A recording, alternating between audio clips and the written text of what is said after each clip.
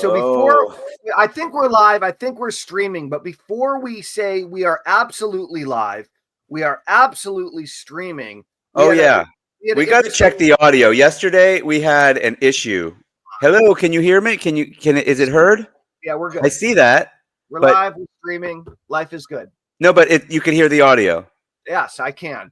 Okay, great. Yesterday we did a whole episode, and then we cut it off halfway through, and we did it again with Mike Cheney. Both of them, no audio on the streaming, no audio on the recording.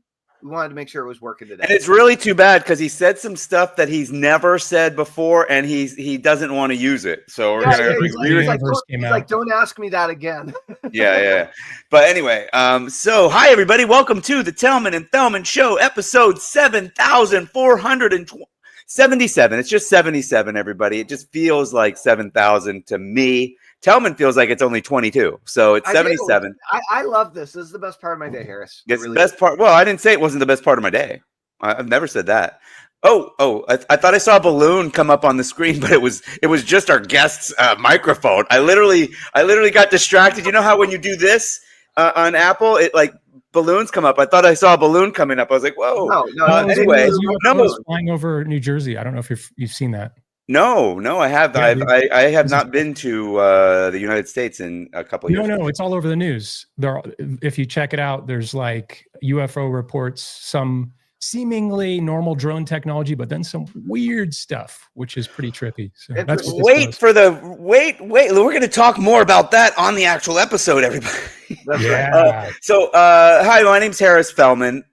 And I'm Tellman Knudsen. This is episode 77, and Tim, a.k.a. TJ Erway, is a very old friend. We've done some cool stuff together in the past, and it's really, really awesome to have you here, man. It is great to be here. He's not only a good friend of Tellman's, he's an acquaintance of mine, apparently, and a seasoned digital entrepreneur, which means he put some hot sauce on his head and is seasoned digital entrepreneur. And a consultant with a track record for success spanning more than 2 decades, which we'll talk to him a bit about that. Since launching his first venture in 2001, wow, just like the Space Odyssey, he has founded, acquired, or partnered in 11 online businesses, offering, I would say only 11, offering innovative software solutions, informative information products, financial services, and real estate as well. He currently serves as CEO of AwesomeCRM.com, which you can see over there, right there. And he's co-founder of AttractionMarketing.com, which that one I am actually familiar with, while also publishing a contrarian investment newsletter at libertasletter.com, probably. Through, it got cut off on my notes, through mentorship and advisory roles, Tim has guided over to dozens of 7- and 8-figure companies to launch over 100 profitable digital marketing campaigns, resulting in 9-figure, this is a lot of numbers, 9-figure revenues. Is that billions? That's over $1 billion in revenue. No? Not billion. 9-figure revenues. That would be an exaggeration. Very slight exaggeration. Hundreds of millions of dollars in revenues. Tim and Tellman were also both part of the legendary 30K in 30 Days project, which we would not be able to call it that for compliance purposes today. Maybe we'll chat about sign anyway. Not with a dollar sign. It could be 30,000 subscribers in 30 days. There you go. Yeah. Well, anyway, welcome Tim Erway to actually this is the double lucky episode 77 to the Tellman and Fellman Show, episode 77. Welcome, right. TJ. Well, thank you. It's great to be here with both of you, and thanks for calling me old friend. Yes. Ancient. I appreciate it. Dude, your beard, like, I don't know that I've seen you heavily bearded, but I do notice that your facial hair has turned gray since the last time I saw you. Yes, it has. And there's nothing wrong with that. It's pure wisdom coming out of every pore. It's great. Father time always wins. Always. Yeah, so it is. Yeah, this is for sure. Well, so we mentioned to you at the beginning, before the show, TJ, that we like. By the way, it's going to be difficult for me to keep calling you TJ because in my brain, you're definitely Tim Erway. Yeah, you can just call me whatever you want. Man. And I know. So, Dr. Erway, Dr. Chief Commander. So you got started in 2001 with your first venture. What was that? And bring us from like 2001 to not though? Like, was that in fact your first venture? When did you discover that you were an entrepreneur and marketer? Like, how did this all begin? Okay. Well, yeah, that's the answers to those questions would be different. So I don't want to bore you too much. So I will give you the short Give version. us the exciting stuff so it's not boring then. Yeah, highlights reel. Okay. So total underachiever, high school dropout, first went to continuation school, which you only go for half a day, couldn't make it there. Just didn't like school, didn't like studying, didn't like doing any of that stuff. So dropped out of high school, went back up my GED. At 16 is when I think I figured out that I was an entrepreneur. I'd always been resistant to school and studying and doing all that kind of stuff. It just didn't seem practical to me. And I was always interested in how do I make money? And so even as a young kid, I was an entrepreneur in the lawn mowing business. That was my pitch. That's right. But at 16, I think I realized that I was an entrepreneur. I joined a network marketing company, if you count that as a business. At 16, the good old big giant one that everyone knows, Amway. Me too. I was probably 18. Erway. Well, you had to get parents' permission at that point in time to actually join network marketing if you were under 18. Been in the old circles. Yep, exactly. Drawing circles, professional circle drawer. What were you selling? So just the opportunity. At that time, I didn't do much retail. I didn't know how to retail. I did sell some laundry detergent. But basically the pitch was, if you guys remember, the pitch was I never got pitched on Amway. I don't really know. Yeah. What? So it was basically join, become a distributor, and then become a customer of your own store. So they had the opportunity wrapped in with retail, and that's how they were compliant at that time. I don't know that that's compliant today. Right. I think it's more compliant than other stuff. I mean, like where you have like, if you look at I forget what it was. I want to say it's not Lululemon, but it was something else. Lulu, where women were having to buy like garage full of. Oh yeah, that's called front end loading. Front end loading, right? Which we didn't really do that much in Amway. We just said you know, get high on your own supply, and you're going to save lots of money, which you don't because it's pseudo wholesale. It's basically retail level for wholesale. But anyway. Yes. So several short stints in several network marketing companies, worked with some interesting people through those times. Didn't really, I got the companies I was with, several of them got shut down by the FTC for that very reason, for front end loading. So I've been around the block in the network marketing industry. Finally had some success with an online network marketing industry, or a company rather, and worked with some guys that you would know the names of. I don't know if I'm allowed to talk about who they are. But which opportunity? If you don't know, then gloss over it. You know what I mean? Yeah, one's initials is FK. Most people know that guy. He was in our team on one of the companies. Which you could say the name of the opportunity? No, I honestly don't remember because what we would do is we would join different things. They were online. They had what? Yeah. So you were like a team. You guys had teams that you would carry around with you to different online. And I don't recommend this, by the way, but at that time it was the Wild West, and you could literally legally spam people. So we were buying what's called email drops. You guys might remember that, you might not, but we were doing that. I was doing some SEO. I was doing some Google paid ads. So this was way back in 2001 is when I started doing the online marketing stuff for network marketing. So I kind of combine those two things with the help from some people and some pretty cool people that kind of got it. And that actually led to the first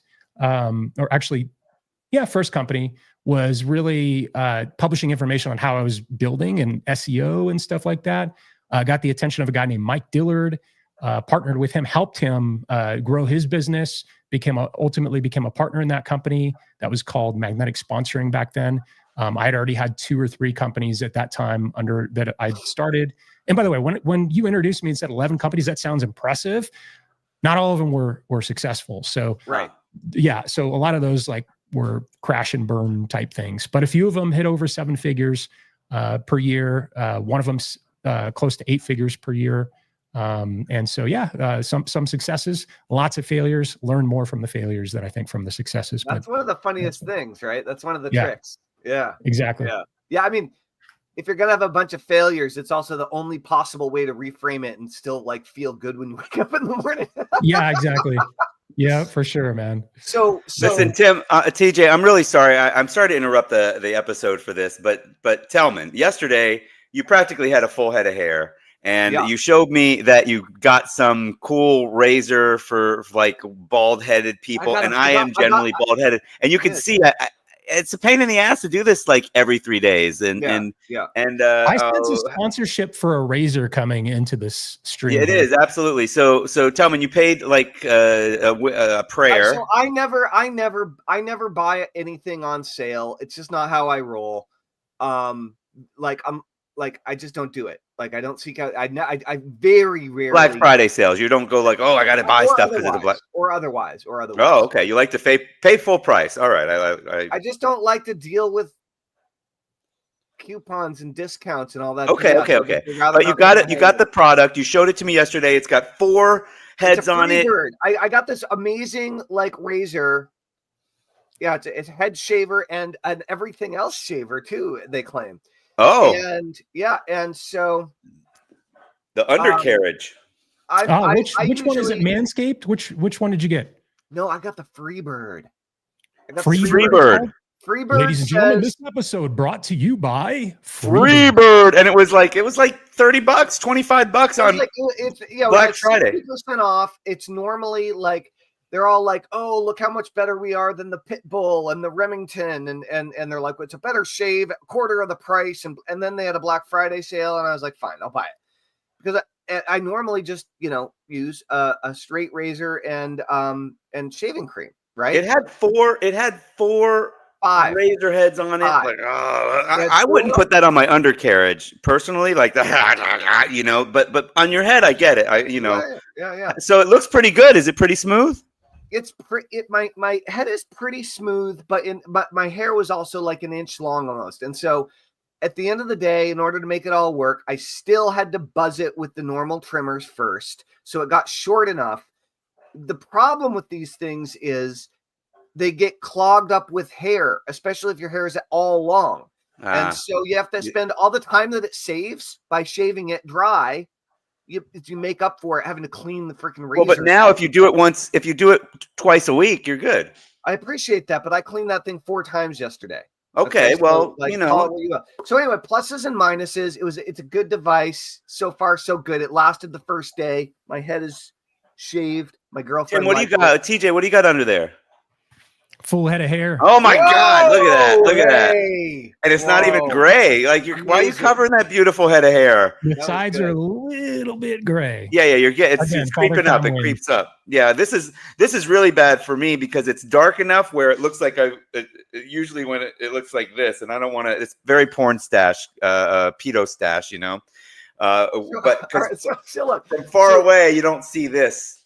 Yes, so, Tim, you've been exploring entrepreneurship since you were young. Mm-hmm. And I'm curious about, because you've gone into several different businesses. I've known you just since internet stuff. Mm-hmm. What do you find to be the common thread in yourself? What's your best take on your own unique ability, your special sauce, your specific skill set, or whatever? Like, what makes you special? What are you best at that you've found that, at least in some of the businesses, that you've really used and thrived with? I would have to say finding people that have unique strengths would be one skill. So that's like, I was like many solopreneurs, a jack of all trades, master of none. Good enough at marketing to be dangerous, good enough at SEO to be dangerous, good enough at media buying to be dangerous, but not like an expert in any of those things, funnel building, that sort of thing. But to actually grow a company and scale a company it takes a lot of different skill sets. And you need experts in many of these things. You need an operations expert. You need a marketing expert and team. So you have to have all of these things in place in most types of businesses. And we could talk about business models and stuff like that if you're interested in going down that rabbit hole of business models and how many, how you can grow like a smaller team with a highly profitable business versus companies where you need a lot of labor and stuff like that. But the business model dictates a lot of that.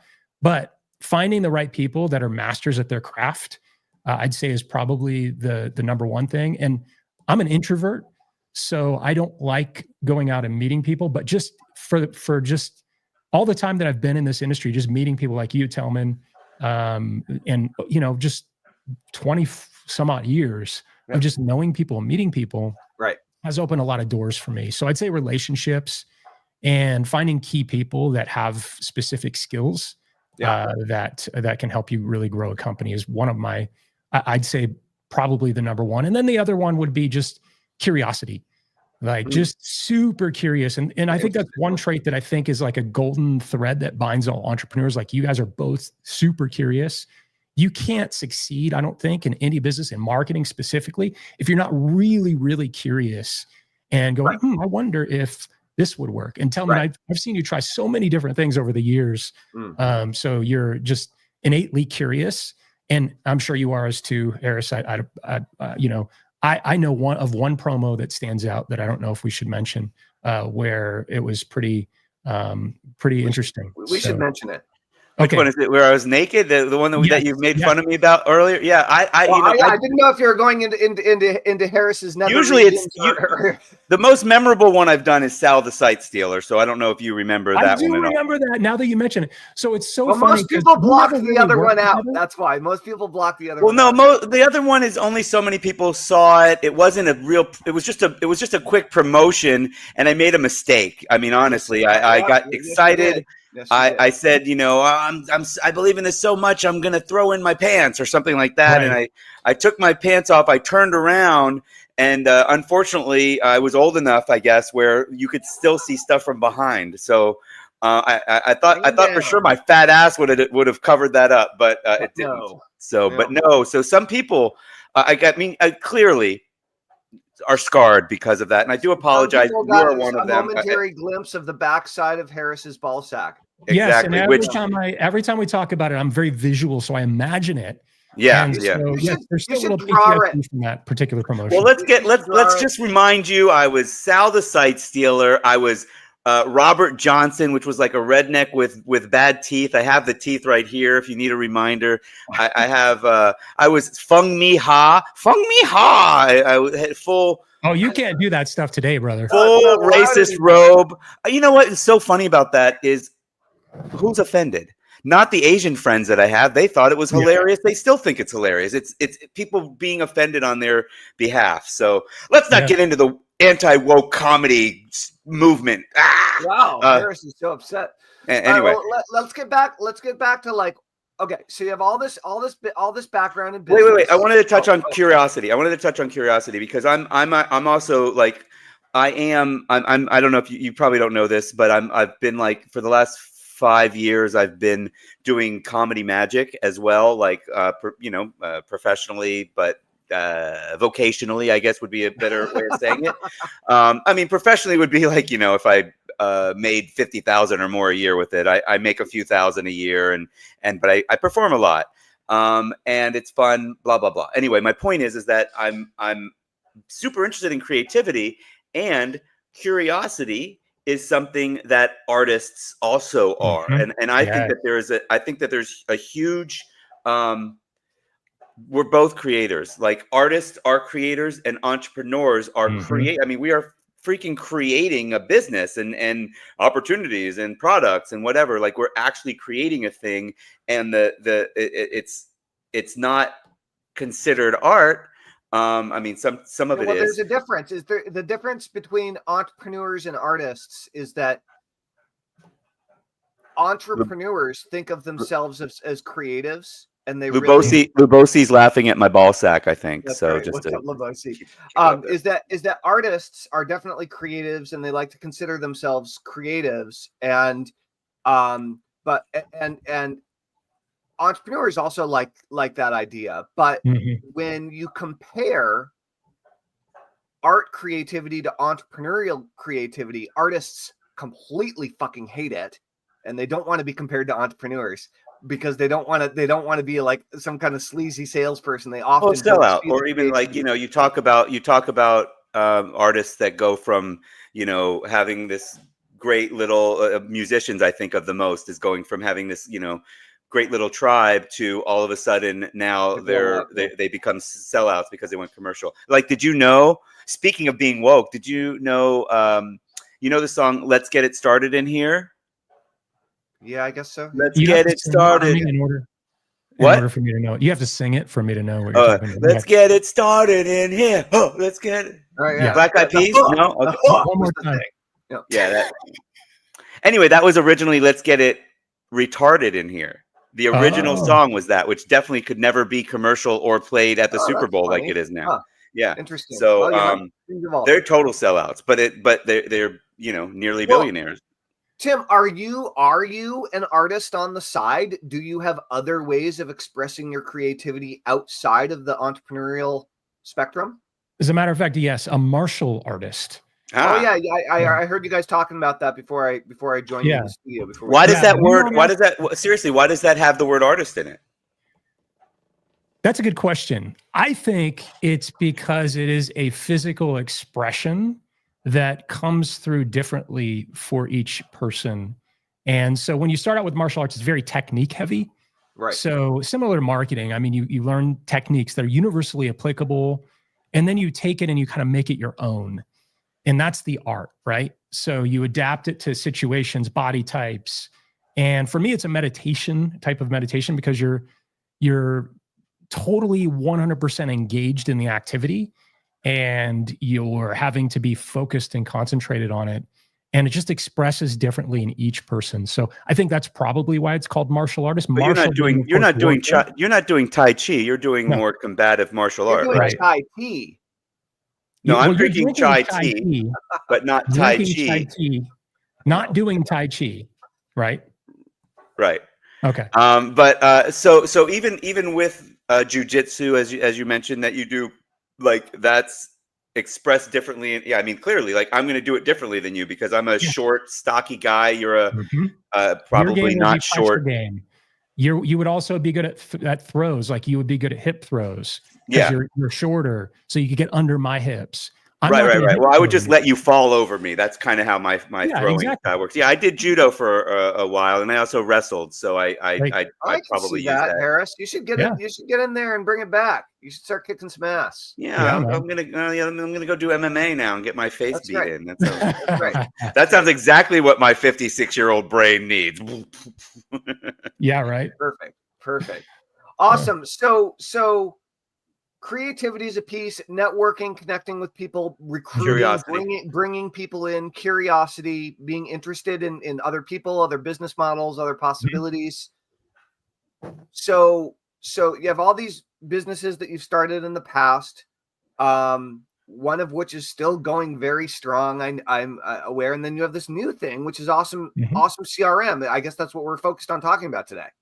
Sure. Yeah, we could absolutely talk about that. I think that's actually partnered with Mike Dillard, who also was in 30K in 30 days. Exactly. I was just going to say that. So I've been partnering with Mike, working with Mike in some capacity for like 20 some odd years, like I think over 20 years at this point. So.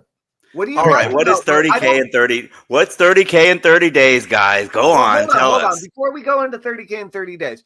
What do you, so I've had several conversations in my lifetime with Mike, but I've never spent any real quality time with him. Mm-hmm. And I would consider him and I acquaintances, not friends, like, sure. And so what do you like about him? Like, why are you still working with him? How do you find good synergy between the two of you? Like, if you've been working with him on and off for 20 years in different capacities, there must be something there. So like, what works about him or when you two partner together? So Mike is very stoic, and I think he's got a special type of influence. So a lot of people are very charismatic. They're excitable. They can really engage their audience, like, like you think Tony Robbins or something like that. Mike's the polar opposite of that. So from the standpoint of how to leverage influence, each person can leverage the art of influence in different ways. Mike has a very stoic, matter-of-fact kind of way of creating content and coming across and conveying a message that makes it very attractive, quote unquote attractive.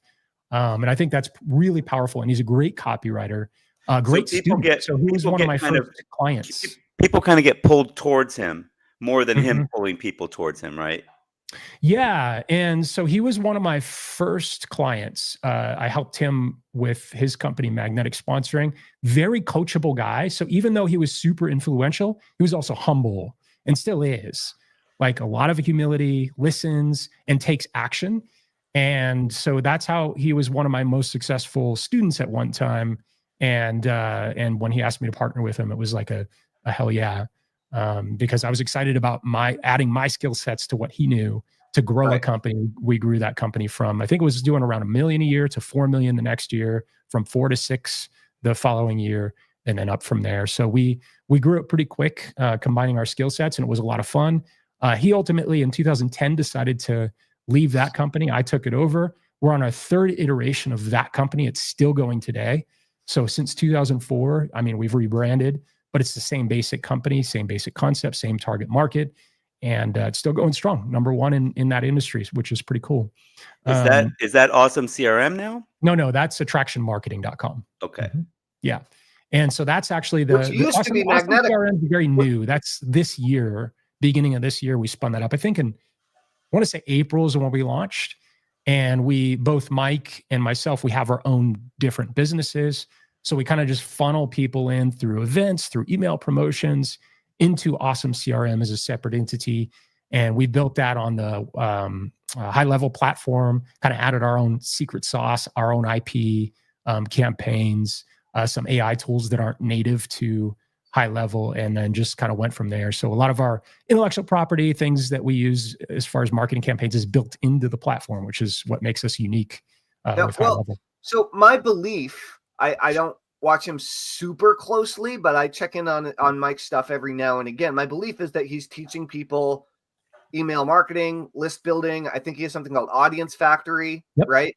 And then you and Attraction Marketing teach like multi-level marketing folks. Yeah, so digital marketing to network marketers is the way I explain it in that company. Yeah. So we teach digital, basically how not to draw circles like you are in Amway. Right. How, like instead of convincing, trying to sell people stuff, how to attract them to you.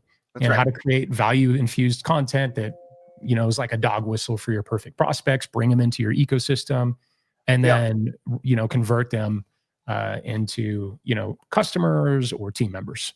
And well, so with that said, are you two the only partners in that business, or are there other partners? There's two other partners. So my other partners are from also Attraction Marketing. And that's Matt Crystal, who's our COO in Attraction Marketing, and then Fernie Ceballos, who's our CMO in Attraction Marketing. Does Awesome CRM service network marketing folks, or does it service more? Yeah, that was my next question. Is what makes it special? Like, I know you listed off a bunch of things that make it, but like, what's your main selling point? What's the main thing? Yeah, I think we're really leaning heavily into AI. So I know, like there's the novelty of AI, which is, this is cool, it's new, it's fun, but how do we make it functional for business owners? And so we have two main types of businesses we serve in that in Awesome CRM. One is network marketing. So it's kind of a niche, a vertical that we serve, because our other company, that's what, we're funneling a lot of our people from. But infopreneurs, experts, consultants, coaches is the other niche. And it's a different vertical, but related. And a lot of our tools and stuff like that, we have training for each one of those that are kind of separate. So it keeps them a little bit separate. As far as our training and whatnot goes. So what tidbits of AI do you use? So there could be sales letter writing. There could be the conversational AI where an email goes out and then a person writes back to the email and it talks to them a little bit before somebody, appointment setting type of thing. Like what are some of the key AI tools that you guys provide? So one of them is we partnered with another company that allows us to do what's called prompt chaining. I'm not going to get too nerdy with you guys, but the best way to use AI is to leverage your own intellectual property and to chunk down creation of content or copy.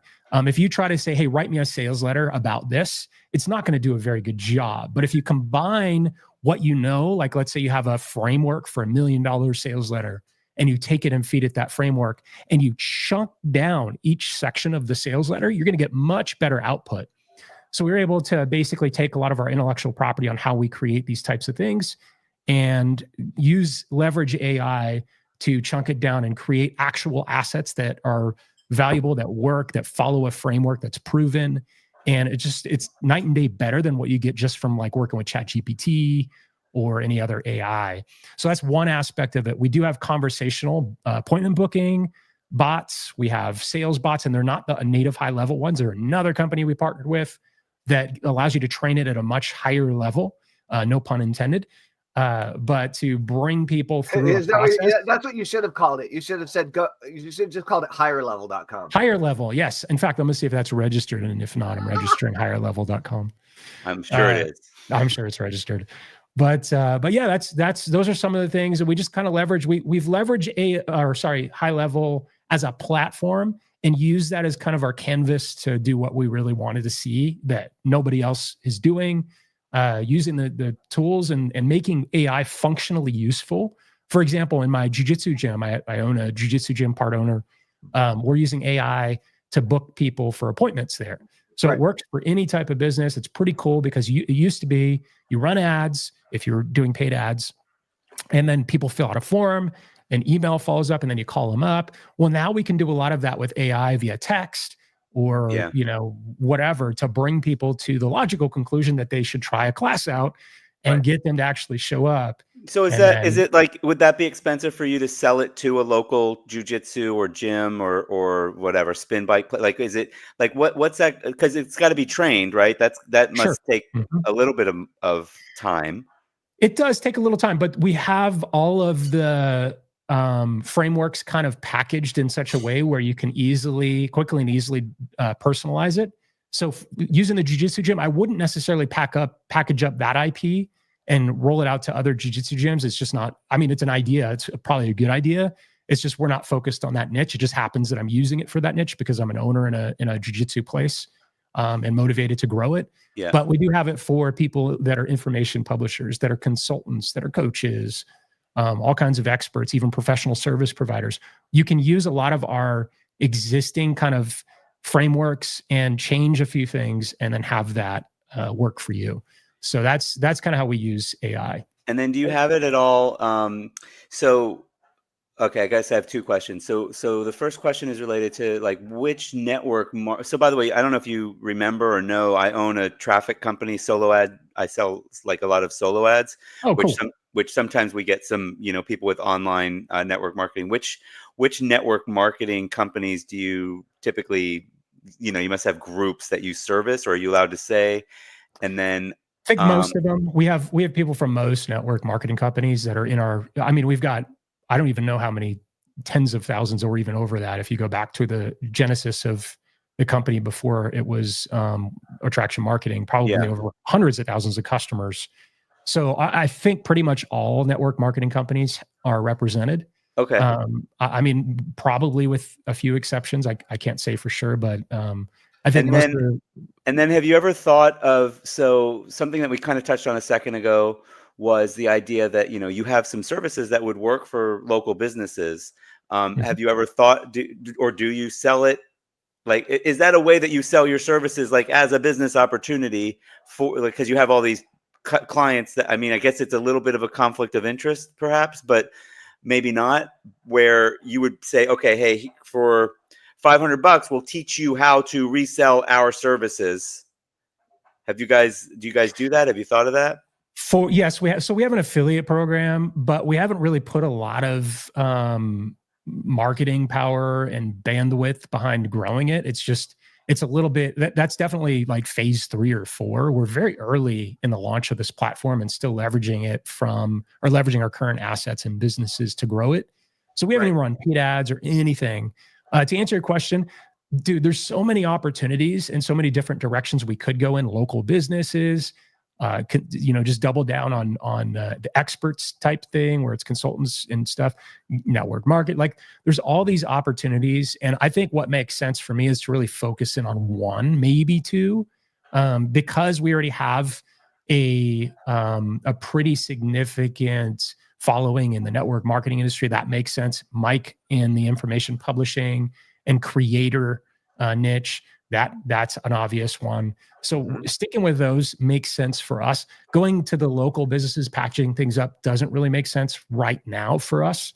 And if I was going to do that, it'd probably be just a different brand altogether, because trying to do too many things under one roof can get a little bit confusing. It's already challenging enough that we have network marketing, which is very different than creators and consultants and things like that. There is just totally different business models, totally different goals, ways of building.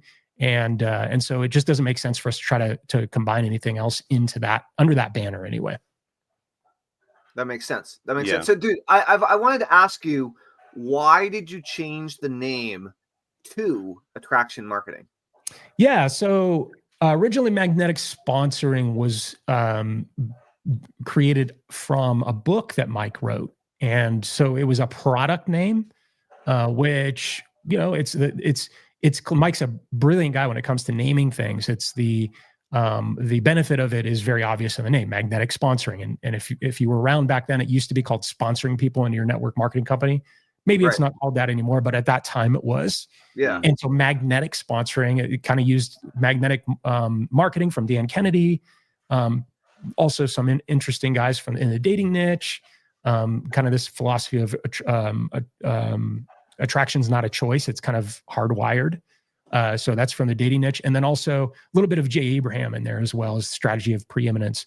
So that was kind of the idea behind the book, the course, Magnetic Sponsoring, also the name of the company.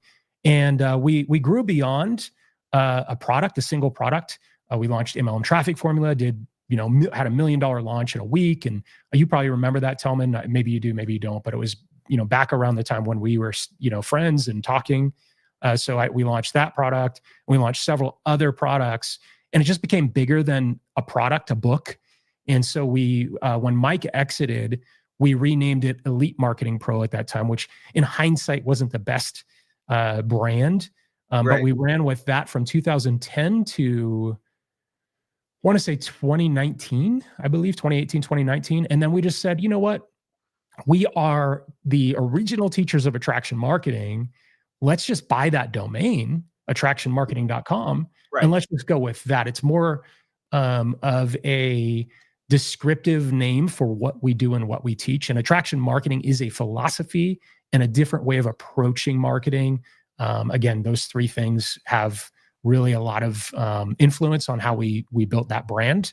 And it just made more sense for us. So attraction marketing is the banner everything's under right now. That makes sense. Cool. Cool. Well, so by the way, just to put it out there, keep me in mind when you start expanding more into the affiliate marketing space, because I'm starting to kind of dive back into that world. I'm awesome. Doing consulting. I mean, it's more than consulting, but whatever. It's the official title for Warrior Plus, which is a big affiliate marketing marketplace. So we could probably put an offer up there. I could help you get affiliates. And awesome, man. Yeah. So just something to think about in 2025 or 26, even when you get it going. Well, so speaking of awesome, like, how do you actually sell this thing, dude? Do you do you do demos? Do you just have a sales letter or VSL? Do you do webinars? Do you just talk about it and then people buy it? Like, I haven't visited the website yet. So yeah, no worries. So a couple of different things we do. So the first way we launched it was Mike's course. You named it earlier, Audience Factory. Yeah. So we started with that. Actually, the platform was called audiencefactory.io, but it got super confusing. So I thought, hey, let's try Awesome CRM. After a lot of brain damage of trying to find a domain, I jokingly said, hey, awesomecrm.com is for sale. And I don't remember what we paid, a few $1,000s or whatever for it. And Mike's like, yeah, that sounds good. So we switched that brand. I really like the name. Again, very descriptive. Yeah, exactly. And so we have all kinds of ideas about how to market it. But back to answering your question, it started with that course. We did a similar version of the course that Mike and I talked about for our audience. Yeah. And so we just funneled people in through that course to start with. Then we decided, you know what? We really want to build this thing, get a nice exit at some point. So we decided to put some more firepower behind it. So we actually made our other business traction marketing. We made it so that in order to apply the strategies, you could do so a lot faster, a lot easier by using our platform, because we infused a lot of our IP into it. And then we created coaching, or we changed our coaching programs and are changing our coaching programs to revolve around the platform so we can funnel more and more people. And so the way we sell it mostly is through coaching, our events. So we do events every single month, virtual events. And we sell a high ticket coaching program to our I'm not going to go too much into it, but attractionmarketing.com, mainly we do mentorship. So we have courses, but our biggest goal is to get people into our I guess you could call it front end coaching program, which is it's 5 figures. Or 4 figures, sorry. 1, 2, 3, 4 figures. And so then it's less than 10,000. It's 5,000 a year or something. 10,000, yes. And then we have a event we do that we put people into a higher level mentorship program along with some done for you stuff on the platform. And so that's our main way of bringing people in now. And we get Mike will do a promotion every once in a while. We do these events every month, and we get, dozens of users every time we do these events. I think we have about 400 people using the platform right now that are paid members. And so I expect we'll 10x that by end of 2025, beginning of 2026, just when we start turning on our marketing. We just haven't done that yet. It's all very warm audience stuff that we're doing right now. We have not done any sort of marketing. But I like, it's one of those things too, where we're questioning, does it make more sense? And maybe this goes to your, like, what can you help me with? And we don't, sorry to jump around. Well, so what's going on in the future? Yeah. So I'm considering, do I want, where are you struggling, or how can we help? Yeah, absolutely. So I'm trying to figure out, do I want to go with high volume, lower value to build this thing up, get a nice multiple, have an exit, and a great liquidity event, a few years from now, which I think is makes sense, right? You build, it's high level, but if we have our own IP built into it, we have our churn rate's good, and we have a sticky application or platform, and we keep people on. I mean, I think it could be attractive. And that's one idea. It's a slower grind because you have to, you have to do a lot of real hard work on the marketing side to really make your USP stand out from and rise above the sea of sameness of everyone else. And so that's an option. So that would be the kind of higher volume, medium value, customer value option. The other one I'm considering and leaning towards now is to go, you know what? Let's not do that. Let's go with lower volume, higher value. And instead, let's really double down on the done for you with our higher kind of white glove kind of setup. So we can set up, it's very universal. So the setup's not labor intensive. We can do it with a lean team, but we will set up our AI booking bot for you. We'll set it up. We'll set up all of your sales messaging and all that stuff using our AI tools, and then just doing some tweaking and fixing it up for their business. So that one you could charge a nice, $10K plus and do lower volume, and potentially, they're more married to the platform at that point, because it becomes a utility bill, right? So they're paying upfront quite a bit to get some awesome value, and the utilization of the platform goes up, and potentially the stickiness. Am I wrong? Am I wrong to say that it sounds like the further delineation there is between kind of the lower ticket would be more the network marketing group, and the higher ticket would be more not necessarily, because you could basically, we give you training and tools, and that's cool. But let's be real. Like, most people that are given training and tools, maybe 10 to 30% will actually, depending on the market, depending on how much they're spending, will actually use the training and tools and stay with it for a year plus. Right. And so my thought on that is, how do we increase that, make it super sticky? And I don't, and then get paid a premium to do that. So I'm kind of, as we're even talking through this, it's becoming more clear that I think we potentially might do the higher ticket. I don't know if you can name. So, okay. Well, you said, here's how you can help me out a little bit. I have a thought, but you didn't actually ask what you want help with. Yeah. So between those two models, because those are two very, I think, both viable models. Yeah. If you were to, pretend for a second that you were the owner of this company, knowing our audience, knowing that, our goal is a nice liquidity event at some point, a nice exit at some point. What do you think your strategy would be for growing this thing to a multiple 7-figure in revenue and have an exit within 2 to 3 years? When you talk about the higher ticket implementation, and the fact that I mean, we've talked, you and I have, and I've talked with the rest of your team about how, in the past few years ago, about how your company works and like all this stuff. So like, I know a little bit more than your average Joe about the inside of your company, I guess, or at least I did a few years back. Mm-hmm. And so here's what strikes me, dude, is that, with network marketers, as you know, is the successful ones all have teams, Mm-hmm. right? And getting one person to stick is a challenge. But if you move 25 people over, like, you're going to have a lot more of them stick around. And so what about this for an idea? So take the top, well, you'd start with the top 1, but maybe the top 3 network marketing companies or MLM companies that are represented among your customers. Mm-hmm. Okay. And then you went and you did took a page out of good old Brunson's book, of the Brunson book. And he should launch that, the Brunson book. And funnel hack the best funnels for those 3 network marketing companies and build templated versions of those funnels in your CRM. Yep. Okay. So that you have Herbalife, Amway, and whatever it actually is, whatever the top companies are actually represented by your customer base. And then, because here's the thing, in the internet marketing land, as you know, there's like 1,000 or more go high level white labels. Okay. Mm-hmm. And I'm sure the AI stuff that you guys have is awesome, but everyone claims to have awesome AI stuff. Sure.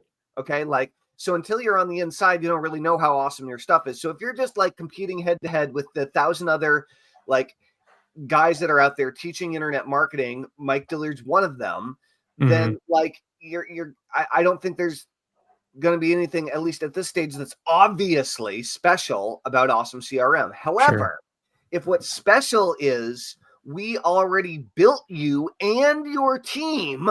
Now, I don't know what the logistics of this would be, but we already built you and your team the top 3 funnels from Melaleuca, whatever. And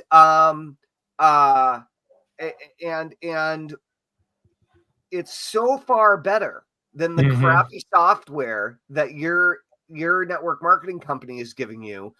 We're going to be able to just skyrocket your sales, and you don't even need to build it. All you have to do is fill out this form. We're going to press a button, and your mm-hmm. whole website's going to be done, ready to go, and making money for you, in whatever way, whether it's a booking call thing or whether it's some other piece of the puzzle. Sure. But it seems to me that you could pull. I mean, is it possible for you to like get 25 users or something all at once from someone's team if they decide to sign on to Awesome CRM for like a 10K deal or something? If they all basically, we're kind of doing that already. So I'm glad you're going down that path. One thing I'll say though is the cool thing about how we approach marketing network marketing companies is we make it generic, and it's basically branding yourself.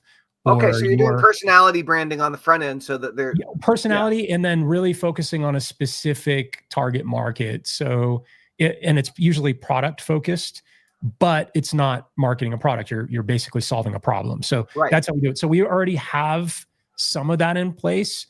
And one of the things we do for our coaching program for our people that are at the 5-figure level is we let them put team members in.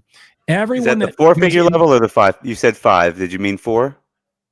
No, the 5-figure. Okay, the second, the higher level. Or higher level mentorship program, they get to bring team members into our lower level mentorship program, which if you want to follow our curriculum for building everything, you're using our templates for that specific thing. So you slightly customize them, but yeah, we've built that into the platform. So I see what you're saying though, is, well, if it's, you could do that for the mentorship program, but just do it for specific teams. So in other words, approaching leaders that already have a network built and saying, hey, let me help you grow your network by giving you and your team access to this custom branded. So instead of you're doing the work once for a bunch of people versus individually for each person. And I like that. I mean, yeah, if and it then would work, you know, I mean, yeah. I'm also, I also think it's attractive that you guys are servicing the network marketing niche with, cutting edge, tools, marketing tools. There's not a lot provided for them, really. Right? Yeah, they're about and 10 to 15 years behind. Exactly. In terms of marketing. And let me look, guys, we're coming up to the end of this thing, and I'm gonna be brutally honest and just transparent. I'm not in love with the network marketing industry. Sure. I'm wanting to sell. I want to exit that company. Sure. Because I'm really passionate about what we're doing on the creator side.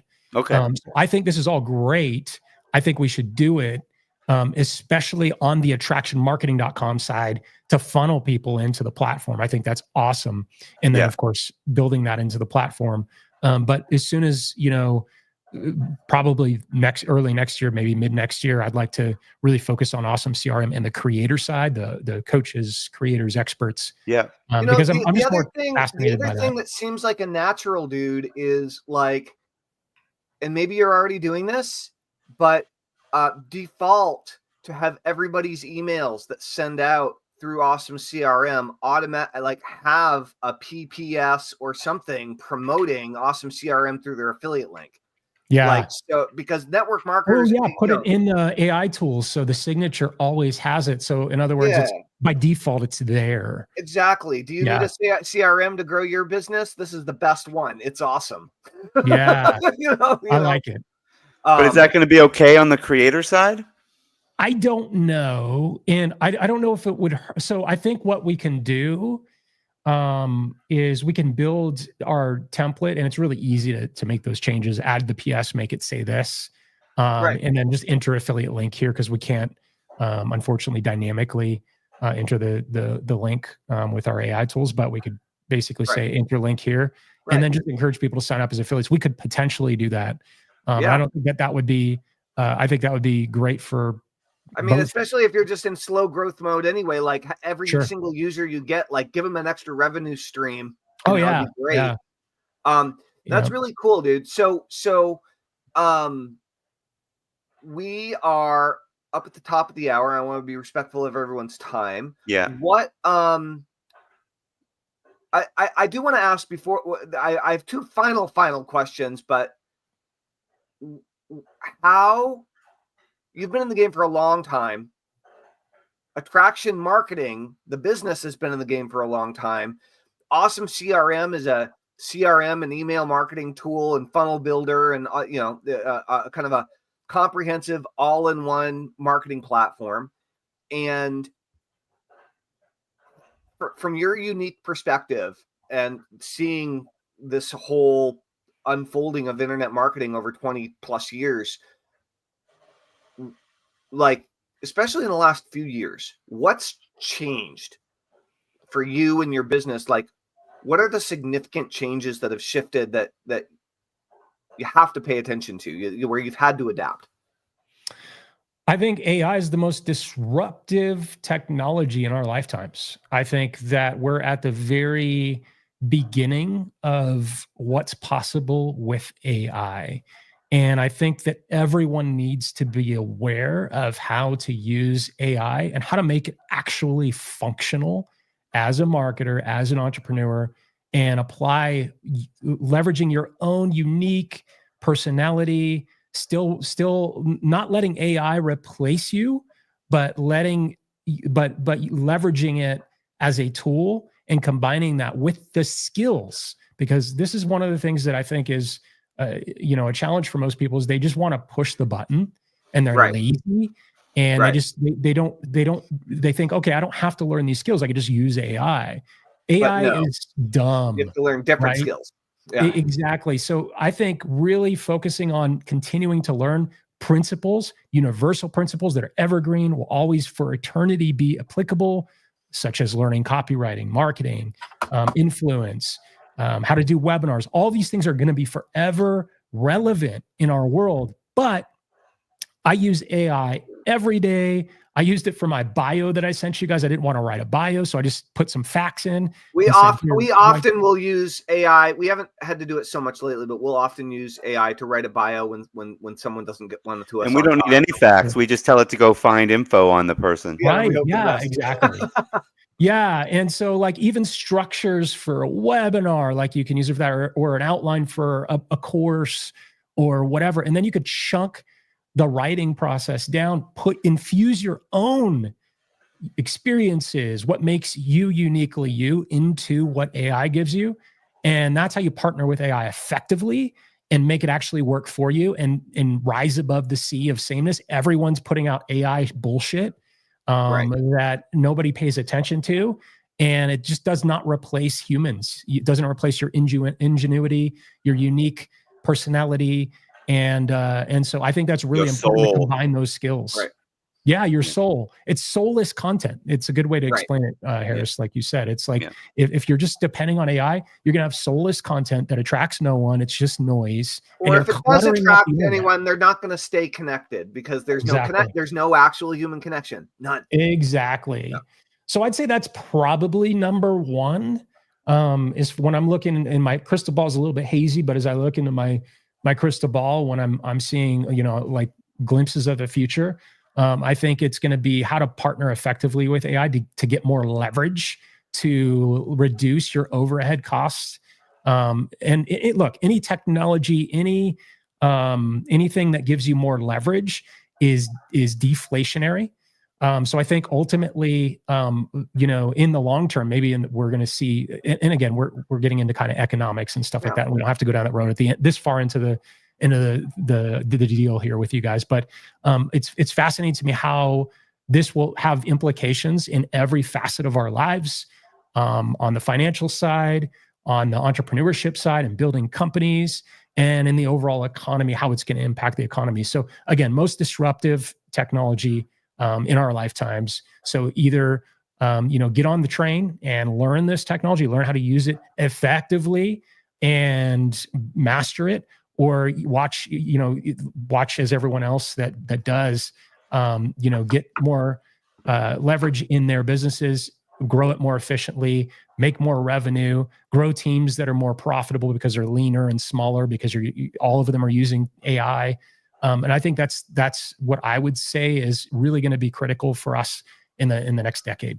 Yeah. Who are you paying the most attention to, or what software or platform other than your own are you paying the most attention to in terms of, who's got your attention in terms of AI and thinking about new things and so on? I think all the big players that we all know are, like Grok with Elon's, of course, ChatGPT's the market leader. Right. We've got Google and playing with their thing. So we've a lot of people say Claude is really good for sales copy. I like Claude for writing copy.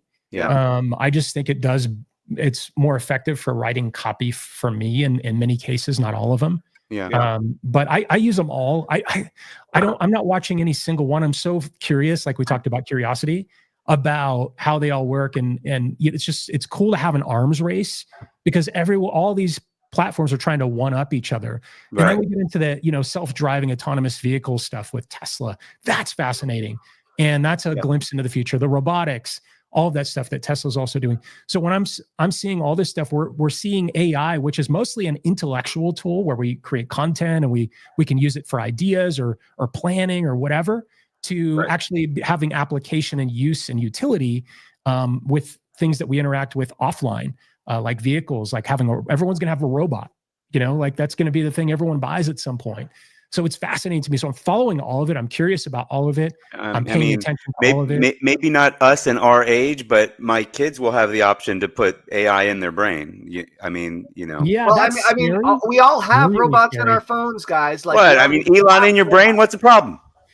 You know what? It's fascinating and terrifying, that idea, that concept. Our kids are going to have the option. Take your glasses off then if you don't like technology enhancing your abilities. Yeah, and we could go down that argument rabbit hole And it's true. This is technology. Glasses are technology, but there's technology that is very simple to remove. Yep. And then there's technology that's where we get into the whole, what is it called? Transhumanism. And that's where it gets a little scary for me. Yeah. And look, like there's use cases and utility, like for people that are handicapped, physically can't move. I think there's going to be options to get implants that actually help people that are potentially paralyzed or, can't do things. So I think that's really powerful. But I also, just like any technology, I think it's neutral, but the application can be either malevolent or it can be beneficial. Yeah. And I think that's kind of the what we're trying to figure out right now is how do we use this technology in a way that's functional, that gets good utility, but not let it hey, singularity. Like I'm really nice to ChatGPT when I talk to it because when Starnet comes online, and thank you. It's a good idea. Yeah. I saw somebody post something like they posted a bunch of pictures and somebody commented like, "Oh, I so prefer this over all the AI bullshit." I'm like, you better be careful. Don't be. Exactly. It's Skynet is listening right now, people. You're gone. Yeah, right on. Well, let's. I think we're gonna call it a call. This is great. I mean, I could talk to you for a really long time about AI. I'd probably like to jump in on that. This is by the way, we should ding ding ding ding. This is the first time we use the word transhumanism on a call. I had that locked and loaded. Tellman's gonna be like, wait, I don't. Do you know that word, Tellman? I was reading about transhumanism and the singularity a decade and a half ago, dude. All right. Sorry to disappoint you. It's coming back. What's old is new again. Do we do shrooms? Is that what you said? We should reach out. I didn't. We should reach out to Ray Kurzweil and see if we can get him on the show. Let's do it. Yeah. I'm sure. I met him a few times. God, that guy is so smart. Unbelievable. Wow. Unbelievable. All right. TJ, Tim Erway, it's been awesome having you here. Guys, if you need a CRM, go to awesomecrm.com. Why? It's awesome. That's why. And especially if you're in network marketing, it'll give you a leg up in a big. But also if you're an expert or a creator or an influencer or what is it? ACEs, right? Authors. What's the C? Consultants, coaches, experts. You know that just reminds me and sexy people. That reminds me that ACEs acronym reminds me of what's his face. Oh, come on. Gary Ambrose.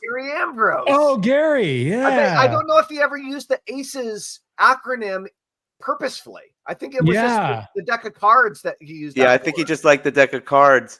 He texted me 2 or 3 nights ago about us, Tellman. I'll tell you exactly what he said. It wasn't much, but I'll tell you what he said offline. Yeah. I haven't talked to him in years. I actually met up with him about 5 years ago.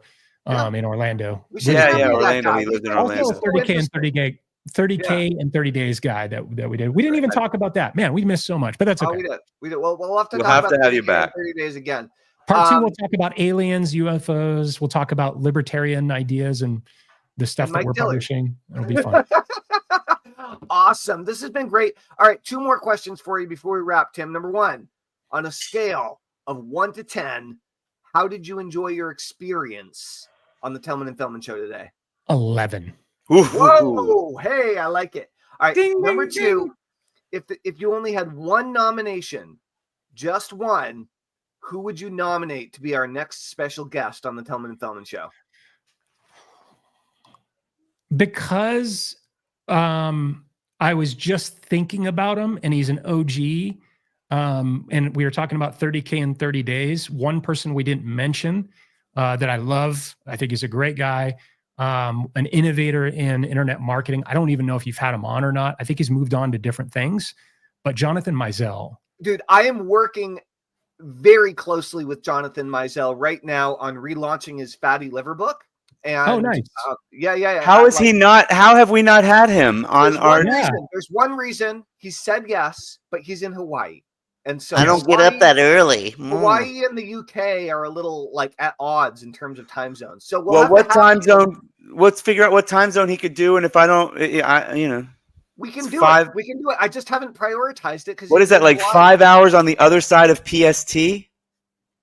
Yeah, he's When it's 1 o'clock for me, it's 8 a.m. for him.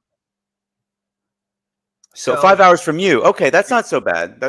We can make it work. It's just he's not going to do it at 9 a.m. So that's great because I've been wanting to get him on the show, and that's a little extra. I would really love to. I'd love to see him. What? What? Or is that not allowed? What? Yeah, give us a second one. Give us a second one. Dude, obvious one. Mike Dillard. Yeah, well, I was expecting you to say Mike Dillard. I'm glad you didn't know. I'm glad you went deeper and thought of Mizell. I was thinking about 30K in 30 days, and a guy I haven't talked to and connected with. We talked about Gary. We didn't talk about Phil Same or anything like that. But for some reason, before we even got on, Jonathan Mizell came to mind. Love that guy. We keep in touch once in a while. But just a genuine, cool guy. And I'd love to see him back and teaching marketing. He's got a lot to contribute and a lot of value in his many years of experience in this industry. He just recently became a real estate agent. I know. I've seen that. That's cool. Yeah. Good for him. Rock and roll. This has been awesome, Tim. Guys, go to awesomecrm.com to get an awesome CRM. And if you want to get access to each and every one of the Tellman and Fellman Show episodes, go to tellmanandfellman.com. Give us all your information, plus your firstborn child, and we'll send you some email. It'll be great. Awesome. There's something in me that's very jealous about. Go ahead and get rid of that real quick. I just want to say, see how Tellman, the hypnotist, is just so perfectly lined up, and I can't, like, even if I got rid of Harris. Get rid of No, it doesn't. It still doesn't line up. What was that? I have different camera angles. Oh my gosh. So yeah, I've got oh my gosh, 4 cameras? You got 4 cameras? I like that. Yeah, you have to make this big screen to see what I'm actually working with here, but that's nice. That's nice. Yeah. That's better. I saw me moving. That's great. That's cool. I like the literal over the shoulder shot. Let it go. Yeah. Dude, jealous. All right. Well, thanks so much for being on, TJ. We really appreciate it, and good luck with everything. I would like to reconnect with you about some of it. Maybe there's some things that we can do for each other. Yeah, brother, we're friends now officially. By the way, we were acquaintances. Now I consider us friends. Okay, that's so sweet. That's wonderful. Big virtual hug. Forging friendships every day. The tellmanandfellmanshow.com. Actually, this is how I usually hug. Oh, like that because we're tall. Yeah, everybody's taller than me. Awesome. It's good for the ladies. I'm patting your head as you're hugging me right now. Let's cut that in. Let's cut the end there. That looked terrible. All right, guys. Enjoy the day. We'll see you guys tomorrow morning, 9 a.m. Eastern, probably. All right. Thanks, TJ. Thanks, Harris. Thank you all of the Tellman and Fellman Show true fans. We'll talk to you soon. Over and out. Bye, everybody. Toodles.